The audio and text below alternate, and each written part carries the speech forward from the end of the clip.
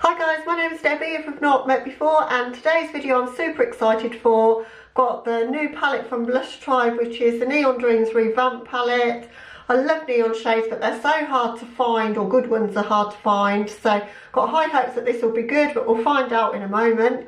I'll swatch out the shades for you, and I'll also do an eye look with some of the colours, probably not all because that would look quite crazy because they're really bright, but I might have to bring something else into the look as well just to tame things down, but we'll see how we go. I've not played with them at all yet.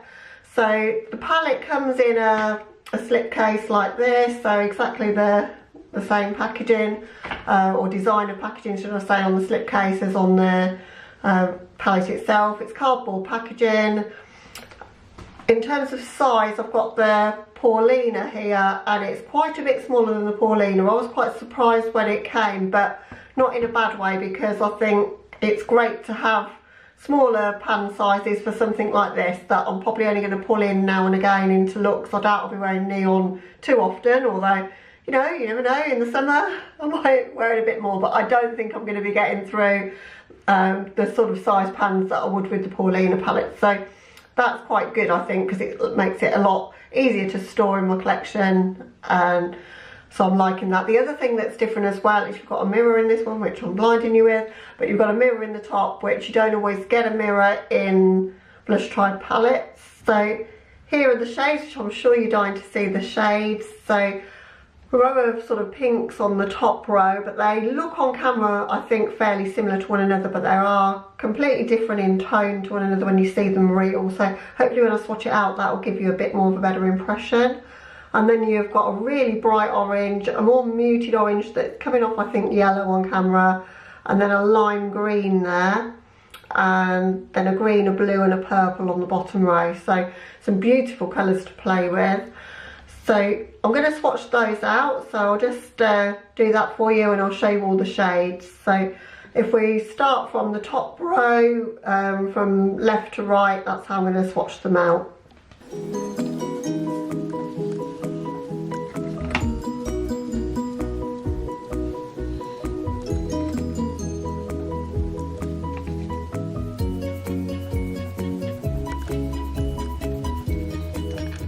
So guys, that's all the shades swatched out. I'm the worst swatcher in the world, and I don't normally like to swatch, but I just thought it would give you an idea of the brightness of the shades, because I'm not sure it was coming off quite as they really are when I was showing you them on camera in the pan, because they are super bright and vivid. In fact, what I'll do is I'll insert a picture of the palette. I'll put that up here so that you can see a picture that I've taken, which is probably a bit more truer to colour than the lighting that I've got when I film videos. So but that's the shades that we've got in the palette. My thoughts when I was swatching them is that they're really, really soft and finely milled, but some of them were sort of crumbling a little bit. I've got quite a lot of colourful shadow all over my jeans now from doing it, but particularly the purple shade did that, which is the shade Nadia down there, and Ruhina, which is the lime green there. But it might have been that I'd got too much powder sort of on my fingertips before I started to swatch. As I say, I'm terrible at swatching, but they swatched out really nice and pigmented, but I say I just got some sort of fallout crumble sort of thing as I was putting those on as swatches. But what really matters is how they perform on the eyes, so that's what I'm going to jump into next. I'm going to create an eye look using some of these shades to show you how they perform. I'll probably do some other looks with this palette to bring in some more of the shades, but I'm just going to pick what I think might be some of the more tricky colours based on what I've done there, and make myself work with those first. So we're going to try the purple, we're probably going to try the lime green, and I'll try and bring something else in. So we've got a few different colours going on in the look to try and get the best idea of how the shadows perform. Okay, to start off the look, I'm going to prime my eyes using the NYX pencil in Milk, the jumbo eye pencil, because I've found when I've worked with neons before that, or pastels as well, it helps the colours to really pop. So just going to prime my eyes.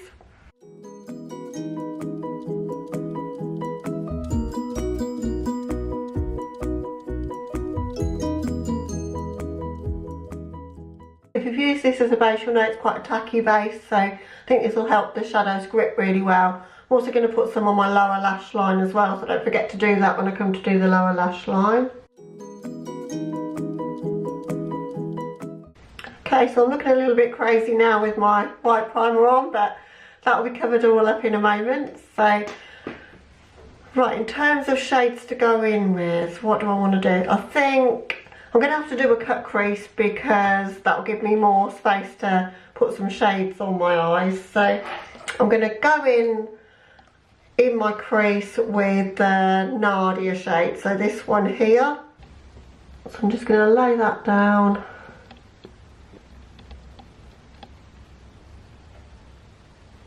Inner to outer.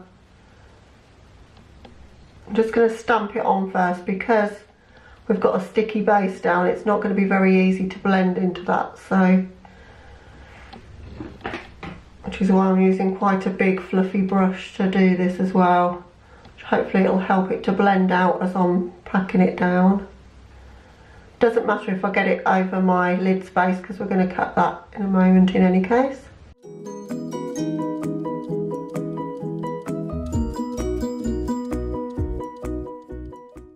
And I'm just going to do the same on the other eye.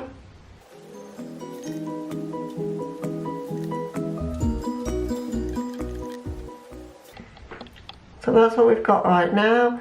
I'm really liking how vivid that is, and it's not gone down patchy at all. I'll come right in so that you can see.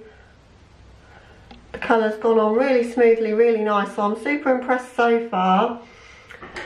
So then I think I want to take the shade Maya, so the one at the top there. It's like a mid cool tone sort of pink there. That one has got a lot of kick up in the pan. If you can see, I don't know if I can bring that close enough or get it to focus enough, but a lot of kick up on that one. So, and I'll just tap my brush off just to give you an idea, and I've got fallout all over the palette now. Doesn't worry me that, but I just wanted you to know the full facts on the palette. So then I'm going to take that on the outside edge of where we laid the purple, and I only wanted a touch of this to start with, as I say, because I'm putting it over a sticky base. I don't want it to grab too much, so I want to put something down for me to then blend into.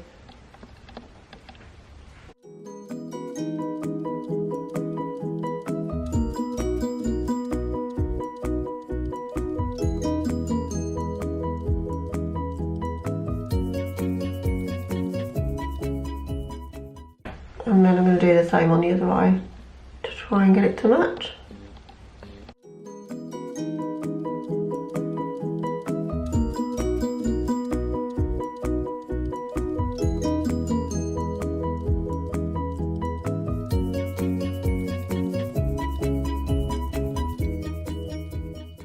And that's what we have now.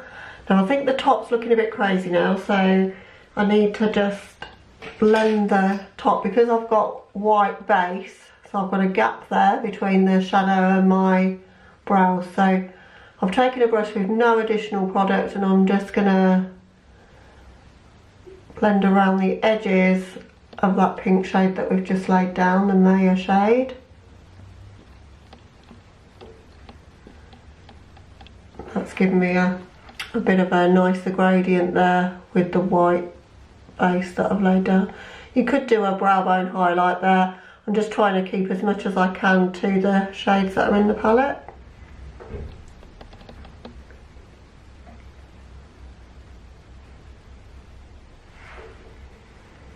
So now in that blending process I've lost a bit of the colour of that pink, so I want to just go back in with that pink, so the Maya shade, and just bring a bit of that pink back.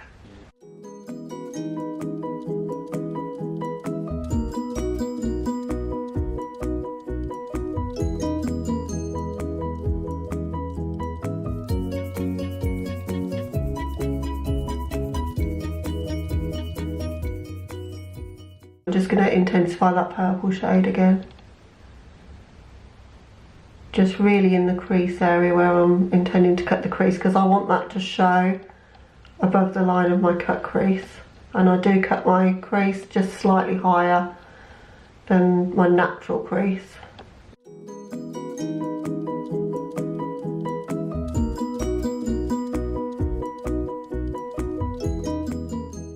Now I'm going to cut the crease, and I'm going to use a white concealer, again because I want a white base to put these shadows down on. You could use whatever base you like, but I think you just get more pigment out of these type of shadows if you lay down a white base.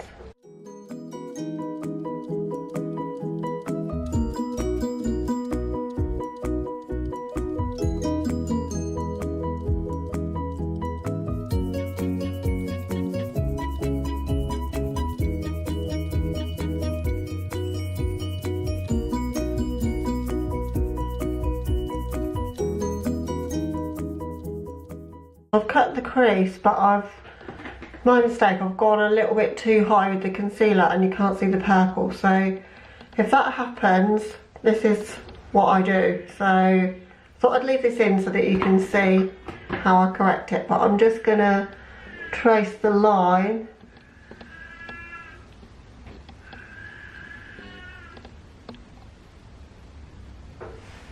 around the edge of that cut crease. Just got a kind of precise pencil brush to do that.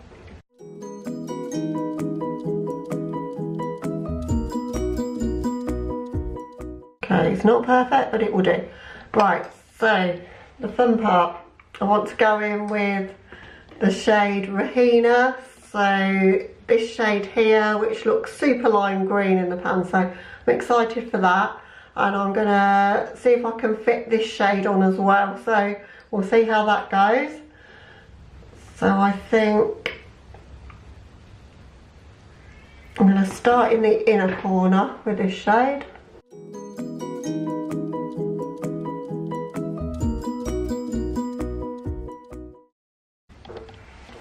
And I'm patting this on rather than blending at all, so just patting motions just to build up the pigment.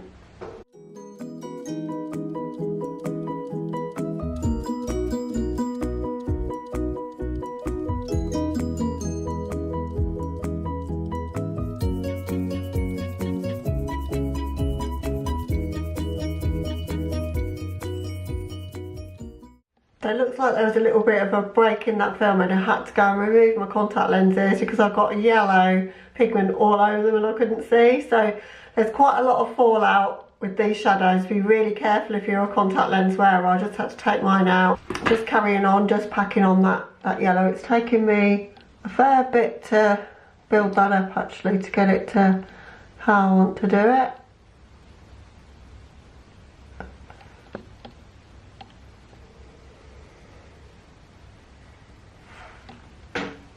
Okay, I think that's what I can do with that. So that's how it's looking so far. Not got much lid space left, but I think I might be able to squeeze another shade in there. So I'm going to go in with this green shade. I'm just going to have to be careful that it doesn't touch too much with the purple and pink. But we'll see how that goes. So I'm just going to pop that in the centre of my lid there.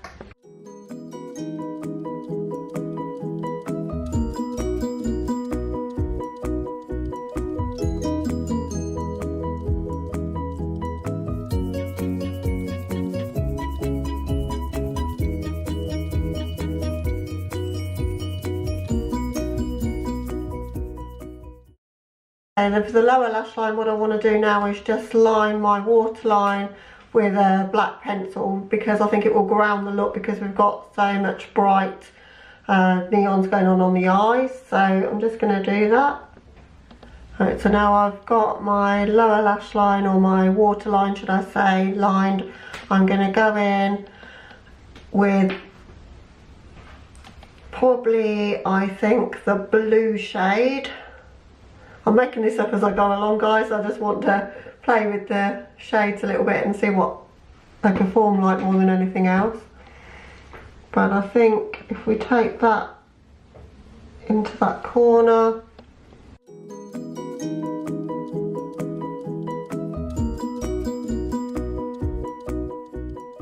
Where those two are touching in that corner, I'm just gonna blend those together.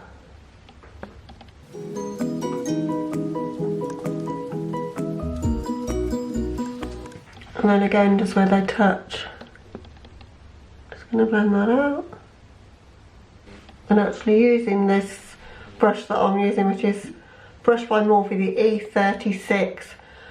It's like a little tiny blending brush.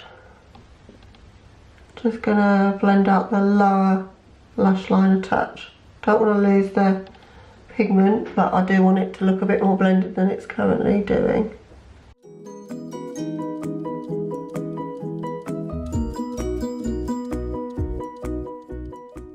And then we've got a bit of space here. I'm just going to wrap that yellow shade or the lime shade around. I'm going to be very careful this time to tap this off. I'm just going to wrap that around my inner corners and to meet the lower lash line.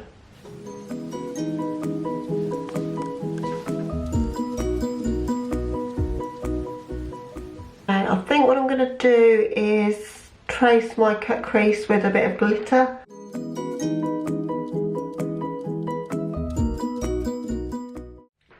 Okay guys, so here's the finished look.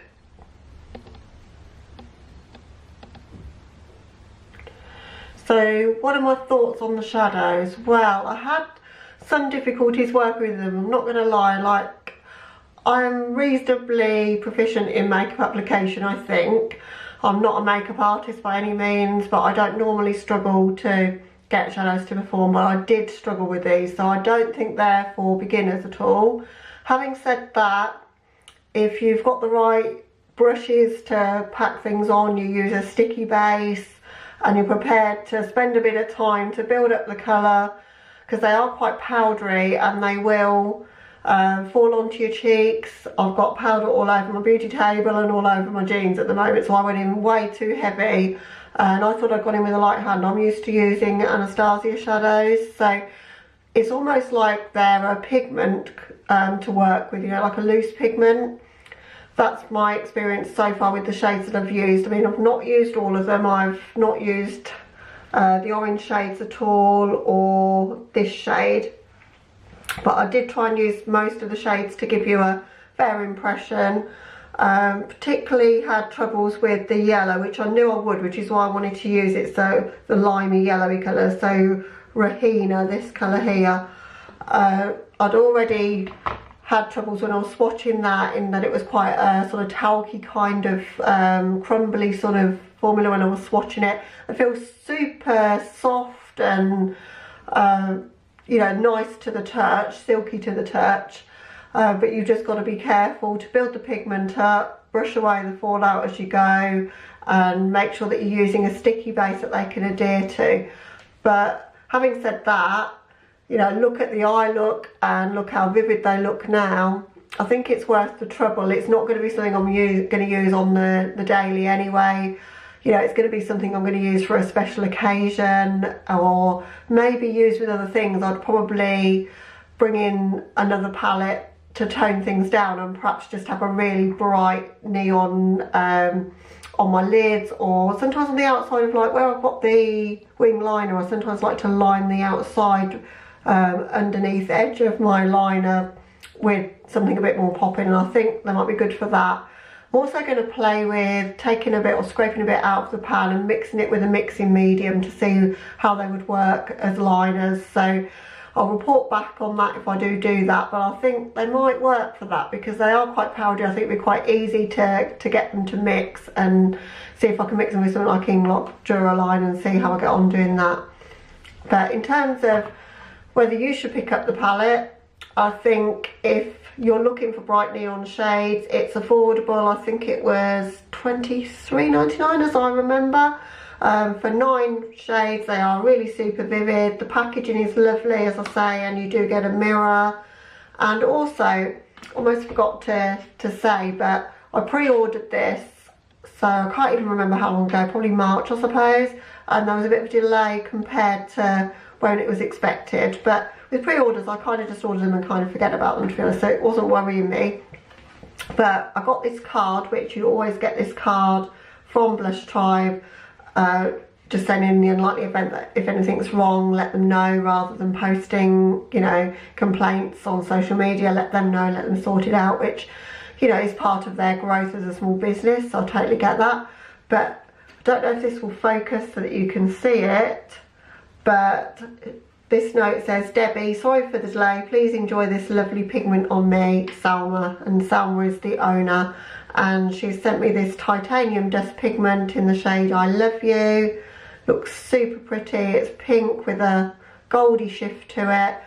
So I'm really excited to use that. I didn't want to use it today because I know perhaps if you bought the palette you won't have that pigment, but I do a series on my channel, palette and a pigment, which I started last month, and I'm going to use that pigment in this next episode of that. So really grateful to Salma for popping that into the package. I don't know if that's going to happen for everybody or whether it's just for pre-orders, but it was a total surprise for me. I wasn't expecting to see it in there, and it's really sweet of her to do that. She didn't have to do that because she has kept people informed, you know, that there were going to be some delays to the launch of the palettes. So overall I'm pleased I picked it up. I need to practice more with it to try and find out what techniques to use to get the best out of it. But that about wraps up my first impressions of the palette. That's it, guys. Comment down below, are you planning to pick this up?